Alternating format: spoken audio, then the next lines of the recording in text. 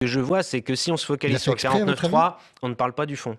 Et moi, je suis pour la proportionnelle aux élections législatives. J'ai toujours été pour, j'ai déposé une proposition de loi, réduction du nombre de députés et élection à la proportionnelle. Absolu. À la proportionnelle dans le cadre des régions.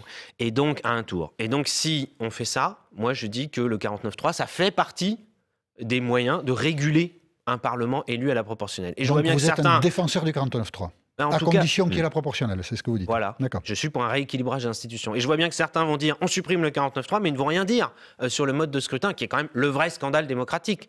Qu'en France, vous ayez des partis qui ont fait plusieurs millions de voix et qui n'ait quasiment aucun député. Parce qu'ils n'ont pas d'alliés. C'est un scandale démocratique. Parce qu'ils n'ont pas d'alliés. Parce qu'il y a un mode de scrutin qui est trop déformant.